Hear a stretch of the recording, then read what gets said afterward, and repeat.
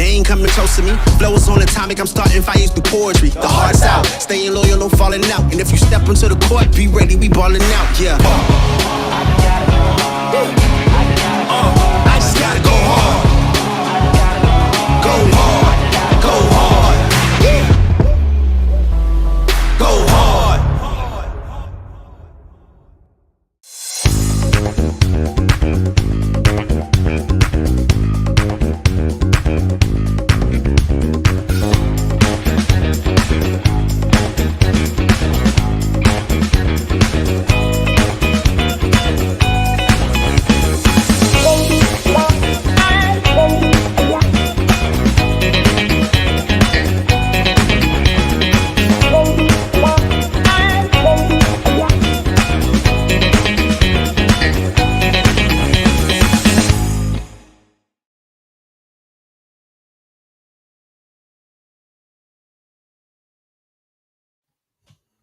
Hello, everybody, and welcome to another edition of Weekly News Live.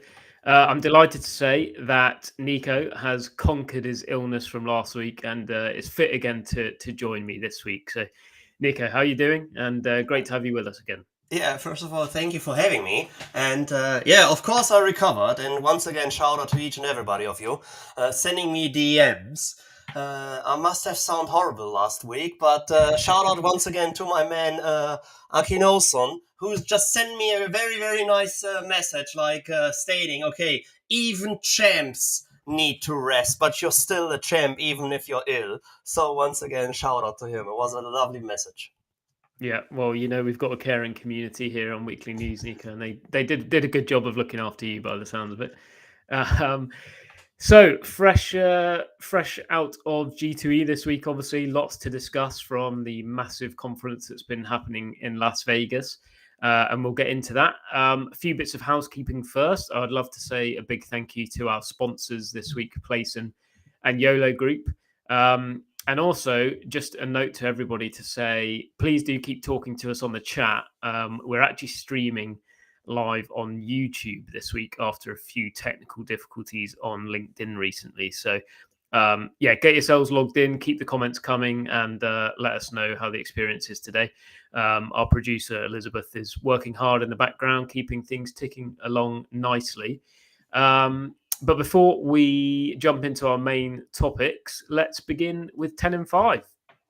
Wait. First things first, because today is a special day for one of the co-founders of iGaming X. It's the 34th birthday of Pierre Lind, and be assured, send him DMs. He's always happy as soon as DMs are flying in, especially during his very, very special day. Of course, he's attending G2E in Las Vegas and probably running around in a pink skirt as well. So things which happen in Vegas usually stay in Vegas, but we're desperately looking forward to the footage of what craziness is going on regarding the birthday of the all-beloved Pierre Lind.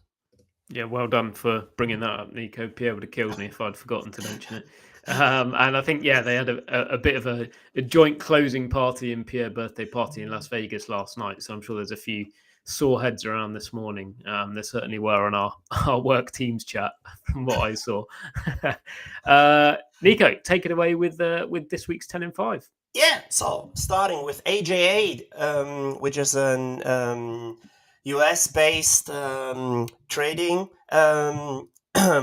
has done some research, and the overall industry provides $329 billion annual boost to the US economy. So the US gaming industry, just the US gaming industry, has given the US economy an annual boost of around $329 billion US dollars, according to the new research from the American Gaming Association.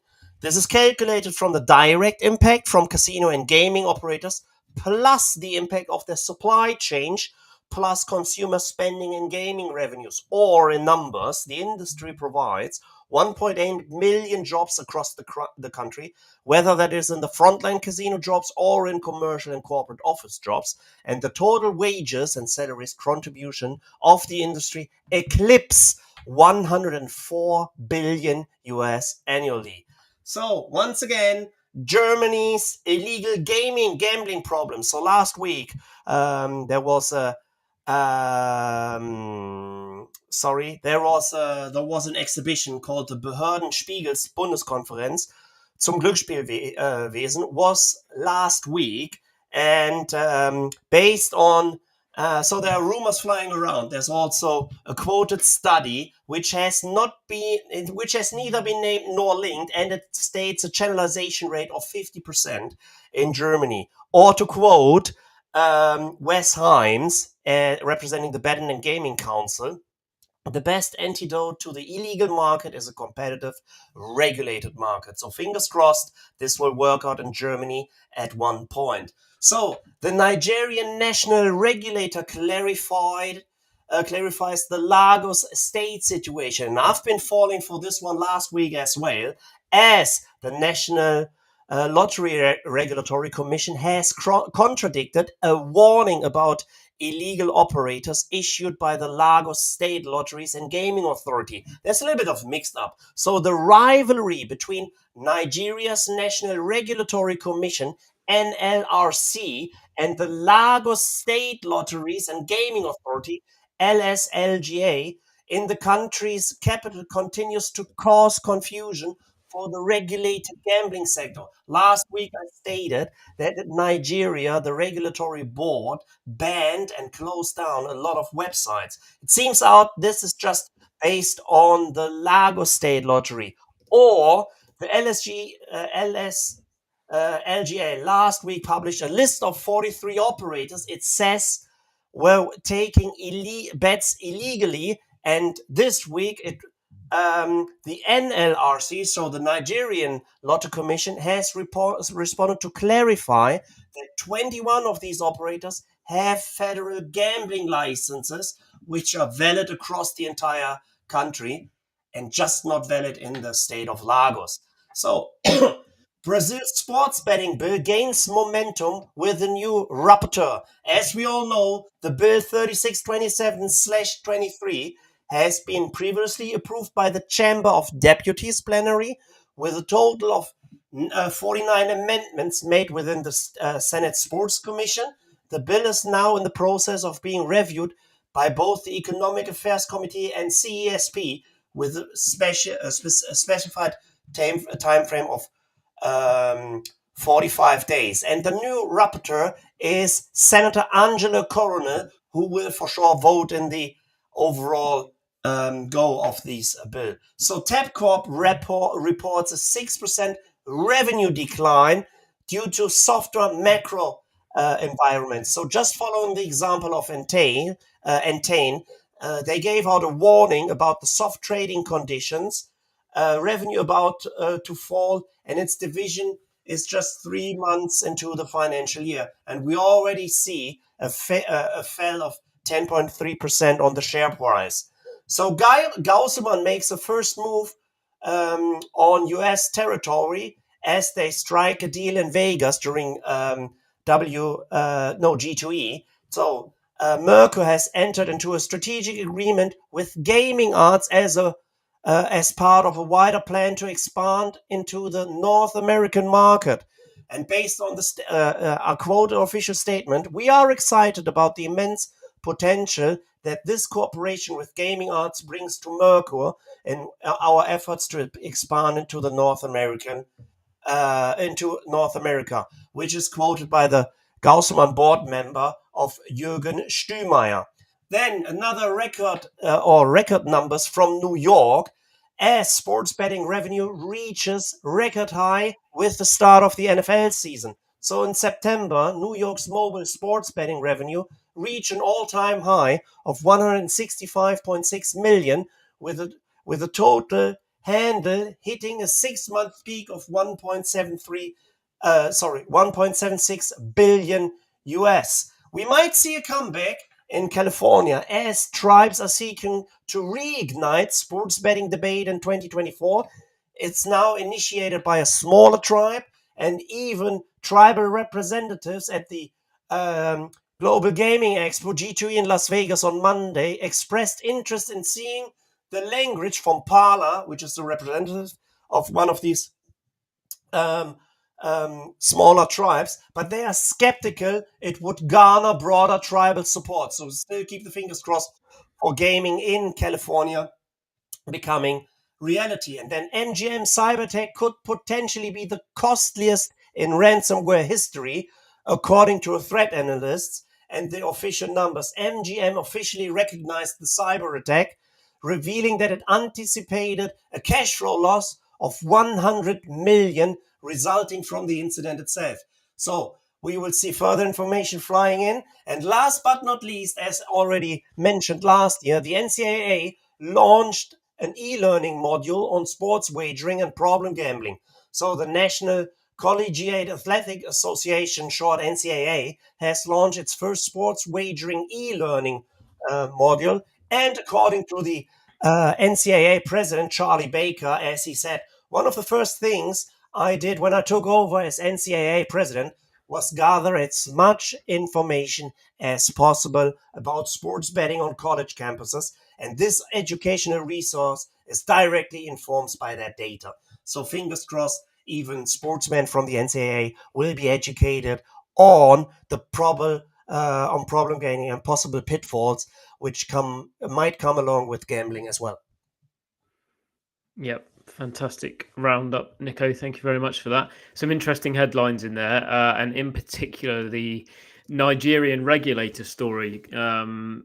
Fascinating. I think basically the state regulator came out and tried to ban a bunch of global operators, and then the national operator said, "Well, actually, hold on a minute, they're actually okay here." And Sonia, our brilliant journalist, wrote a fantastic market focus piece on Nigeria back in June that goes into that kind of ongoing clash between state and federal regulators in a bit more detail. I've posted the link to our producer to that article, and I'm hoping she'll be able to share it with you guys on stream if you do want to check it out. I must say hello to iGaming Alliance, and thank you very much for joining us today, who wishes Pierre a very happy birthday. He's got you to thank for that, Nico. So, as we mentioned, obviously G2E has been going on this week, and I don't know about you, Nico, but I have major FOMO from seeing all the LinkedIn posts, the parties, the sporting events, the panels, everything. Yeah, same to me. Same applies to me as well. But, sometimes you just need to pave the way for others to take over and to shine in the light they're able to shine. And as said, the videos which are flying around from Liga from Riga and Katie Di Stefano, it's hilarious. You just see the familiar faces having a lot of fun and well-deserved fun in the City of Sins in Las Vegas. And fingers crossed each and everybody will make it back to wherever they actually belong to. Yeah, they're always having a great time, those two. But major news from the conference this year as Netflix has got stuck into the gambling industry for the very first time. The big, obviously, the streaming giant that everybody knows has lent its IP to Light and Wonder for the development of a new slot machine and game focused on its hit original series, Squid Game. Now we've got a video here of the grand unveiling of the slot on the conference floor. If we can play that for you now.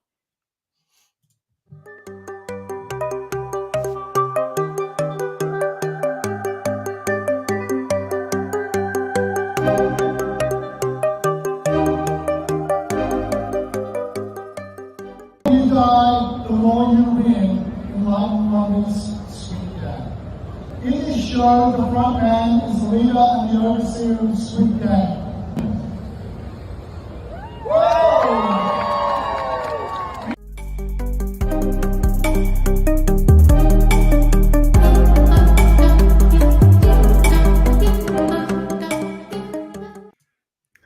Yes, a very understated unveiling there from Light and Wonder. I can't imagine that costs very much.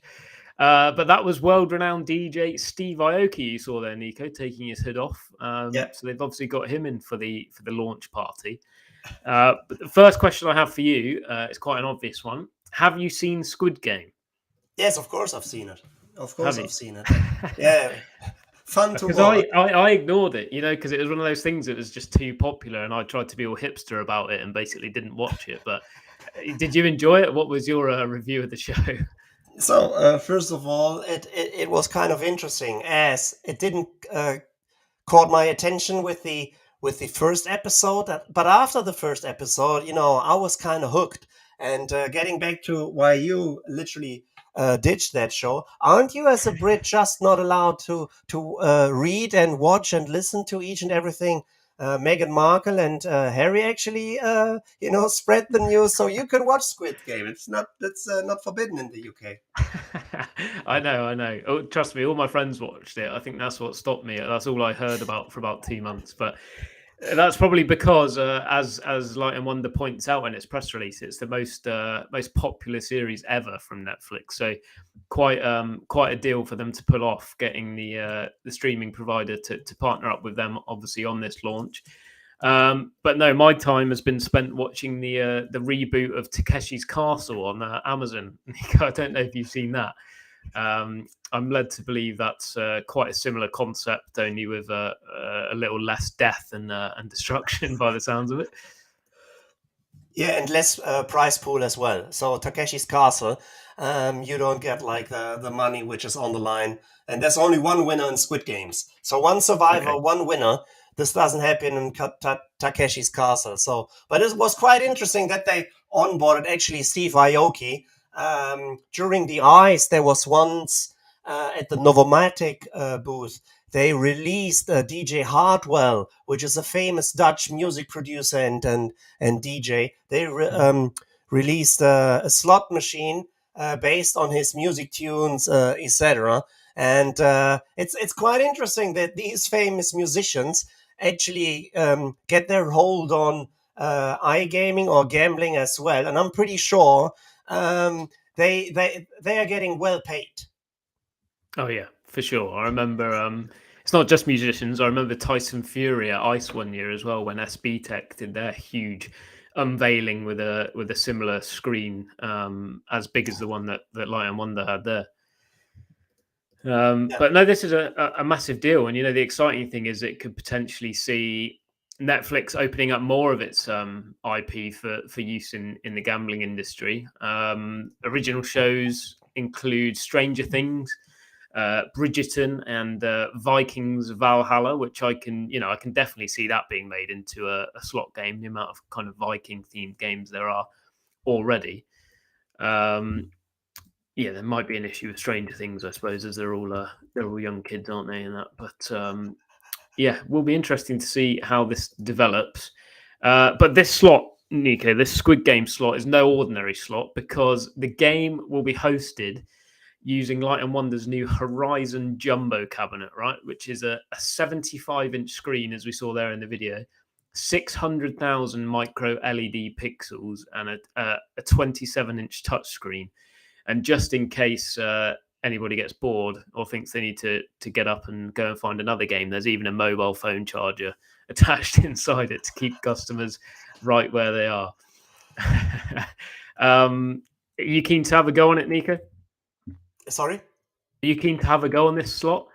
Yeah. So I've also seen the footage of that slot posted by Robin and Eric Reed as well. And so first of all, I just did some testing on all the regulated slots offerings here in Germany. Unfortunately, or lucky me, it doesn't affect me. So I'm not hooked at all, with the slots, the spinning wheels, etc.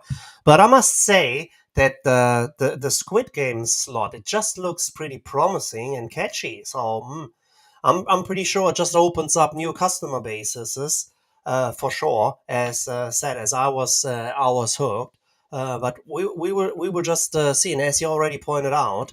Will we see also a move of Netflix entering the iGaming space as well? We don't know, but for sure they have some interesting customer bases, and maybe they will add this vertical to their offerings as well. Mm-hmm.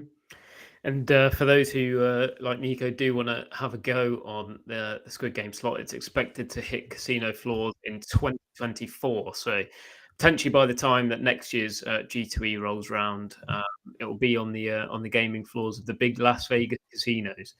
Light and Wonder CEO Matt Wilson said, "We've seen how combining fan favorite shows with immersive gameplay can resonate well with audiences, both digitally and on the casino floor. Which begs the question, Nico, can you think of some other hit games that are also based on TV shows? On TV shows, I'm pretty sure there are lots of. I could name at least 3 or 4 nice pinball machines, like the Terminator 3, Star Wars, Enterprise, etc. But I'm not that familiar with the slots games. But I'm pretty sure, as you put me on the hot seat, you have an answer to this one as well, right? I have Probably Jurassic Park. A few answers, yeah. I mean, obviously, game shows lend themselves really well, don't they, to slots? We've seen that with Wheel of Fortune and Deal or No Deal and that kind of thing for live game shows. But also, interestingly, Narcos was quite a successful slot for NetEnt back in the day. And I actually thought Narcos was a Netflix program, so I did some research, and it was actually produced by a French production company that partnered up with NetEnt for that slot. So yeah, this is definitely Netflix's first foray into the online gambling industry. Interesting stuff. Any final words on G2E, Nico, before we move on today? Yeah, I'm pretty sure we covered G2E, and it's fun again that the overall gaming and iGaming family joins at in Las Vegas. So, as said, fingers crossed, each and everybody will get back home safe. And during Sigma, the both of us are about to hear some of the stories, which actually nobody talks about, but some people like to talk about it. Exactly, and you can scan the QR code in the top left of the screen there if you want to read some more about the new Squid Game slot. Okay, moving on to our second main topic today, we're going to have a quick look at the future of esports betting. This is because a number of operators have basically pulled the plug on their B2C esports betting products recently. Following the news that Entain especially is repositioning its esports offering and will be scaling back its direct-to-consumer product with the unicorn business that it paid 50 million for less than 12 months ago. So this has come somewhat out of the blue, I think. Unicorn will bring player deposits and player bets to a complete halt, and registered customers will begin to basically receive notifications over the next few weeks about their account closures and processes and all that kind of thing. But they are not the only one. We'll come on to Real Luck Group shortly, but a spokesperson for Entain said, "This decision is to ensure that our business is structured as effectively as possible, and so we can best deliver on our strategy and growth plans. Unicorn has developed an industry-leading offer around esports betting, but we see significant opportunities to leverage these capabilities through our existing global brands." So the B2C brand Unicorn is basically going to be dissolved, reading between the lines there, and it looks like it might turn into kind of an add-on on Entain's more successful brands, and also potentially, as we're seeing a lot of companies doing, use esports as a kind of B2B solution rather than a customer-facing product. Nico, have you ever kind of dabbled in esports betting? Are you at all familiar with it? Yeah, not that familiar, but there was kind of an interesting story and or a scandal as esports.com, which was one of the, promised new stars on the horizon. They pitched their pitch back in EIG in Berlin, if I'm not mistaken, in 2017 or 2018, and they went bust in 2019. Due to some controversial deals and or ownership structure, etc. And I just remember when Carl Pook, former head of affiliates of Bet365, now working for Better Collective over in the US, he specifically asked me, "Okay, Nico, each and everybody is asking me about esports. So, what are your thoughts on esports?" Of course, it became big with all the Twitch streams, when each and everybody was actually watching and following people playing games and dealing with their profession, etc. But it actually never caught my attention, and it's quite interesting to see when an esports finale of the what was it?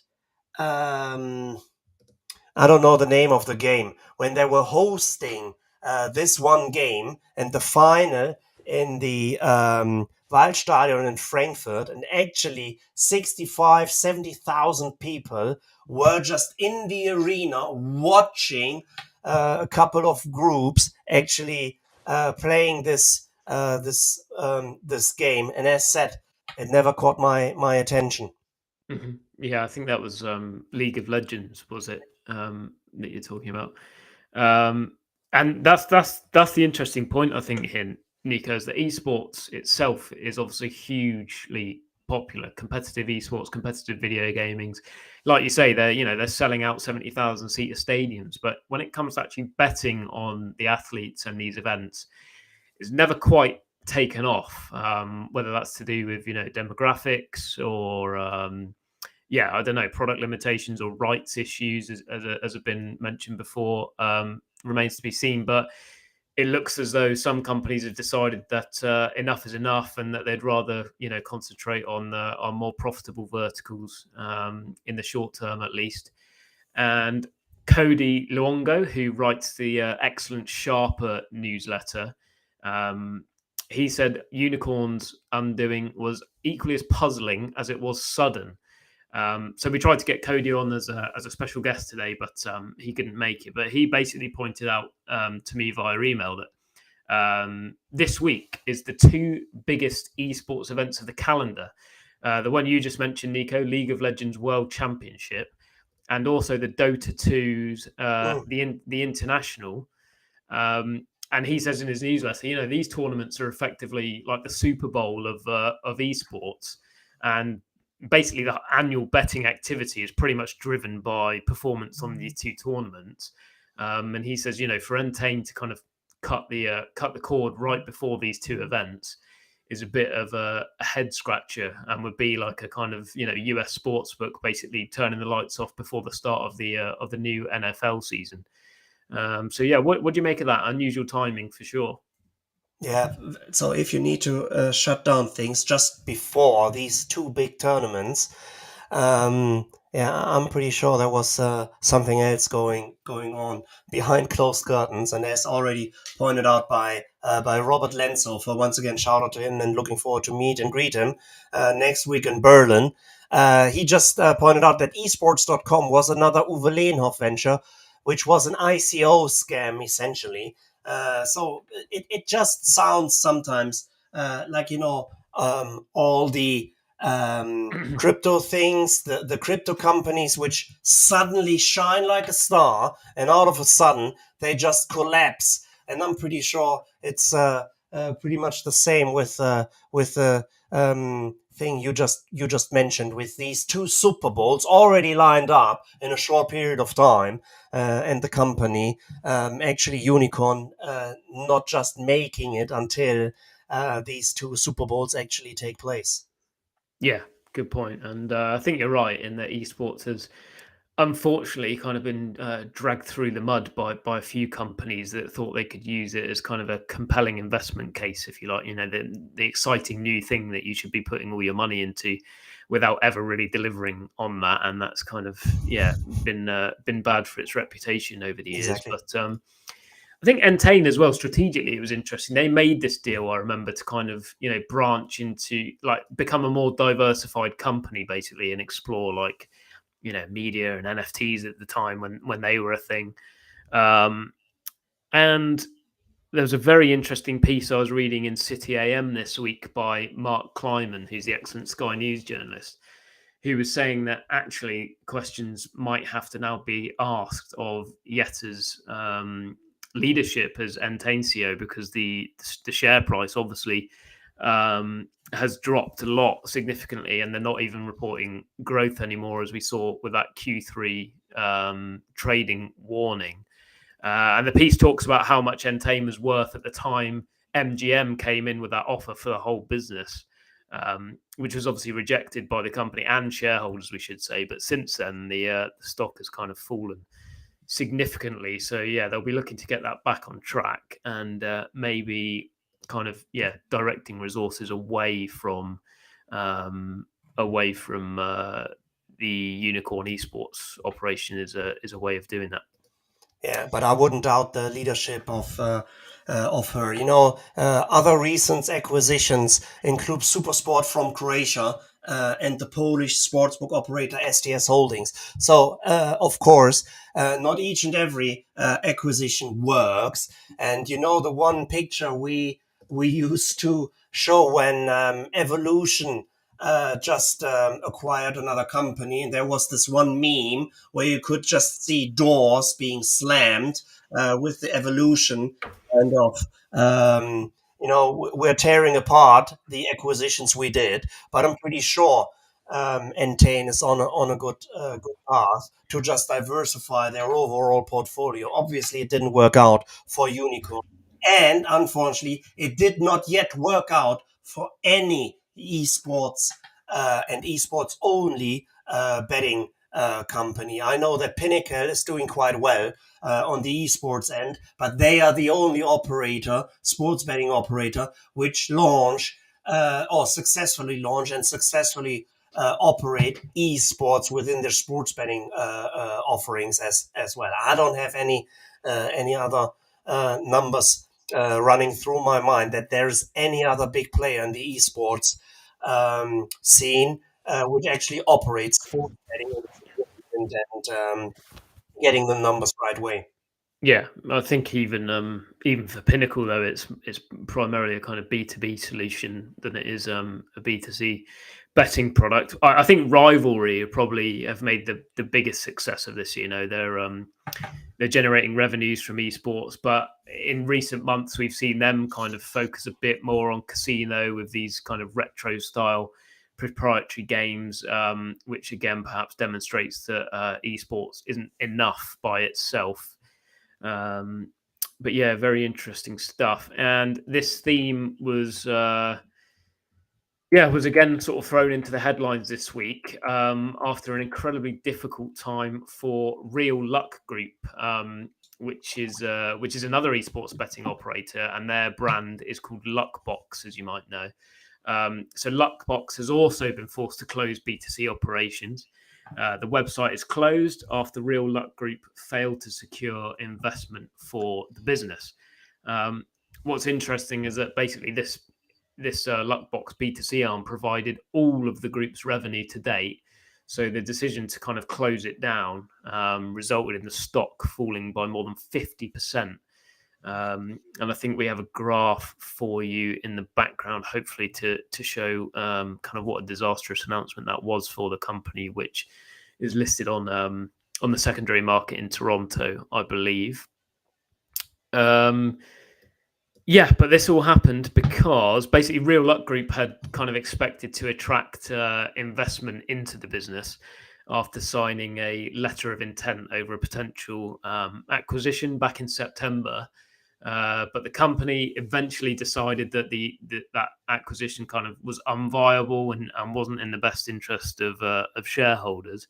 But then the problem was, Nico, obviously it failed to secure any alternative investment, and it's blamed persistently challenging conditions in the financial capital markets. What's interesting about that is Pierre told me, I was speaking to Pierre earlier this week, and I kind of said, what's the one main takeaway from G2E? What's the thing that people are talking about? And he said again, it was kind of this issue of access to capital is obviously becoming, increasingly difficult for startups and for growth companies, and it feels like we've been telling that story for near enough 12 months now, and it doesn't really look like it's getting any more positive on that front when you have businesses like Real Luck Group that are basically forced to close down. Thanks for that graph, Elizabeth. Yeah, we should probably point out, this isn't the kind of end of the road entirely for Real Luck Group, though, because they're looking to refocus now on B2B esports, they said, as we've mentioned, that kind of Pinnacle and others have managed to make a success of. And they're pursuing a new corporate structure with no debt, which would obviously make them a lot more attractive to those shareholders. Yeah, Nico, sorry, that was a bit of a quick run through of that story, but anything more to add on that one? No, all good, all good. And one of the last talks when we were talking about investment opportunities and why it's so hard to actually gain your capital, the thing didn't change, and it's not just based on the gambling vertical. It's all over the place, with the hyped up evaluations, and then out of a sudden, from a Series A, B. Then you're striving over to Series C and you're in need of money. And then the overall evaluation of the company literally goes down. And there are hundreds or there are tons of examples where you could just not secure further funding. And then you literally had to shut down. It was one of the food deliveries in Germany, Gorillas as well, which was then bought by a Turkish competitor. And the evaluation of Gorillas, they were like, being in the city centers of Germany. So they were offering their service in like 7 or 8 cities, where they literally promise you within 30 minutes, whatever you're buying. Of course, they had a day-to-day whatever offerings. This would be delivered within 15 minutes to wherever you're living. And of course, they needed to pump it with a lot of money, couldn't secure the next funding. And they had an evaluation of 4 to 5 billion euros. Out of a sudden, they went bust. So as said, It just doesn't happen within the gaming space. It happens all over the place. Yeah, interesting stuff. I wasn't aware of that, but you're right. It's it affects the whole kind of economic spectrum, doesn't it? Hello to VG, who joins us from Vegas. I hope you've had a good show if you attended G2E.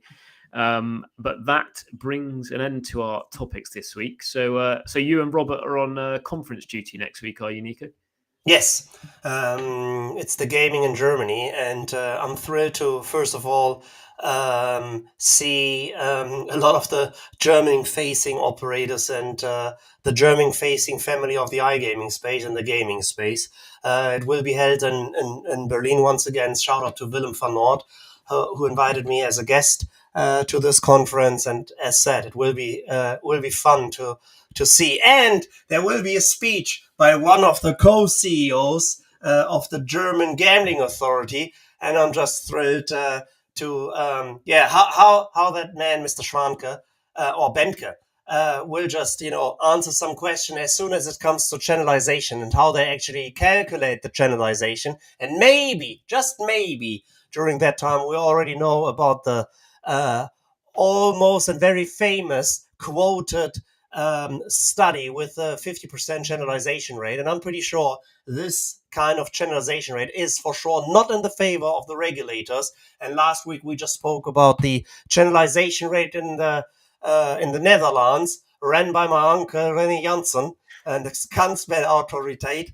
And they have a channelization rate, if I'm not mistaken, 93%, so just 7% going to the black markets. But this is for sure one of the topics which all the license operators are quite interested in, because only if you can secure a market and put a stop and put a hold and on customers actually seeking their luck into the black markets, then the market gets attractive for license operators, operators which are interested in getting a license.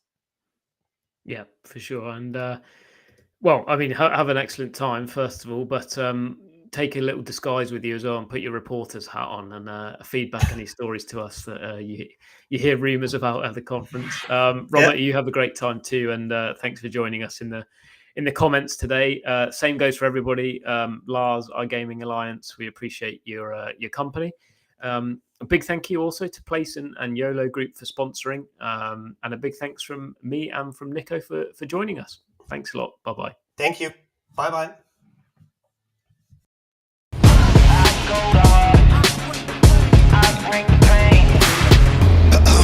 They ain't coming close to me. Flow is on atomic, I'm starting fires through poetry. The heart's out, staying loyal, no falling out. And if you step into the court, be ready, we ballin' out, yeah.